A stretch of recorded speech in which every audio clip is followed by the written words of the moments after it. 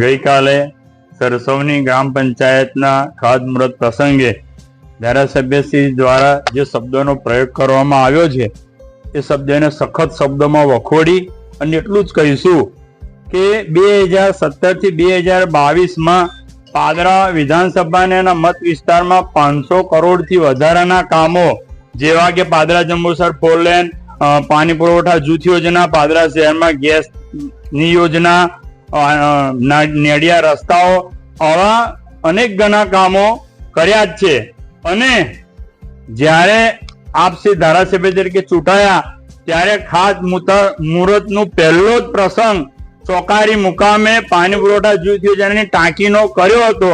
એ પ્રોગ્રામમાં અમે જસપાલસિંહ ધારાસભ્ય બધા જ હાથે મળી અને એક સૌનો સાથ ને સૌનો વિકાસ ને એક સૂત્ર સાર્થક કરી અને પહેલું ખાતમુહૂર્તની શરૂઆત પાદરા તાલુકામાં કરી હતી.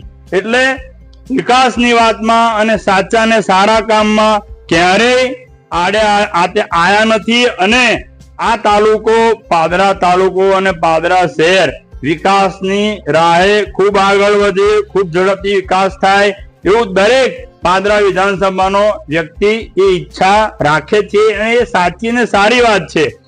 રહી વાત શબ્દોનો પ્રયોગ કરવાની, તો આપ શિક્ષિત હોવા છતાં પણ જે શબ્દોનો પ્રયોગ કર્યો છે અને સોશિયલ મીડિયાના માધ્યમથી પણ આપે વાત કરી છે, તો આ જ સોશિયલ મીડિયાના કેટલાય મિત્રો કાયમ આપને પોસ્ટ મૂકતા હોય છે, તો એમને પણ શું આપ આ જ ભાષામાં વાત કરશો? એટલે ચૂંટાયેલા પ્રતિનિધિએ ક્યાંય કોઈ એવી વાત ના કરવી જોઈએ કે કોઈ પણ પક્ષ હોય કે કોઈ પણ વ્યક્તિ હોય એનું માન સન્માન ગવાય. પાદરા તાલુકામાં વિકાસની જો વાતો હોય અને ખરેખર શિક્ષણ અને આરોગ્ય બહુ જરૂરિયાત વાળા પ્રશ્ન છે. પાદરા તાલુકામાં 261 આંગણવાડીમાં આજે 71 આંગણવાડી એવી છે કે જેની પાસે પોતાના મકાન નથી. ભાડાના મકાનમાં કે પંચાયત ઘરમાં કે કોઈ વર્કરના ઘરમાં આંગણવાડી ચલાવવી પડે છે. એવી જ રીતે પાદરા તાલુકામાં શિક્ષકોની પણ ખૂબ ઘટ છે. તમે તપાસ કરશો ગામે ગામ તો 142 શાળાઓમાં 1 થી 5 ના વિષય અને 6 થી 8 ના વિષયમાં પણ ખૂબ શિક્ષકોની ઘટ છે. એટલે આ બધી મૂળભૂત જરૂરિયાતો પણ ટાઈમે થવી જ જોઈએ. અમે એવું નથી કહેતા કે તમારી સરકાર છે અને તમે રજૂઆત નથી કરતા, પરંતુ આ ઘટ ક્યારે પૂરી થાય? આ આંગણવાડી ક્યારે નવી બને? આ પંચાયત ઘરો જે ચાલી રહ્યા છે એમાં 5 પંચાયતો ના જે કામ છે એ જિલ્લા પંચાયત રીતિ અંક સ્ટેમ્પ ડ્યુટીની ગ્રાન્ટમાં છે અને દરેક ચૂંટાયેલો પ્રતિનિધિ એના પોતાના વિસ્તારના વિકાસના કામ કરવાની એની મૂળભૂત જવાબદારી છે. એ જવાબદારીથી ક્યારેય ના છટકી શકે.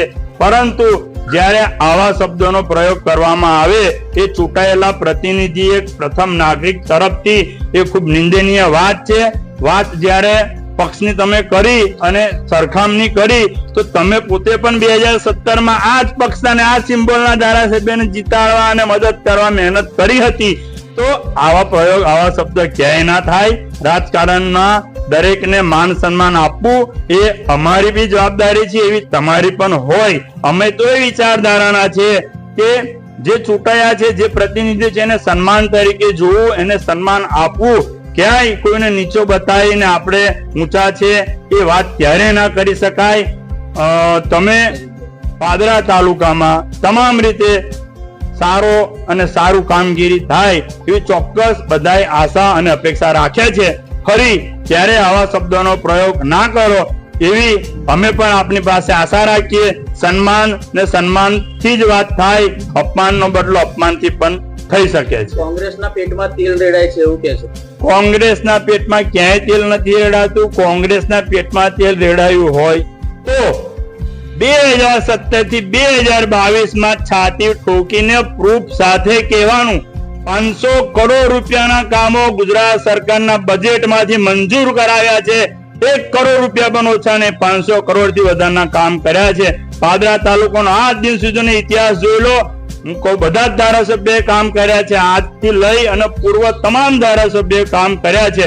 હું એવું નથી કહેતો કે જસપાલસિંહે આ કામ કર્યા છે, પરંતુ સાચી અને સારી વાત જેને કરી છે એનું જગ જાહેર કહેવું એ સાચા અને સારા નેતાની નિશાની છે.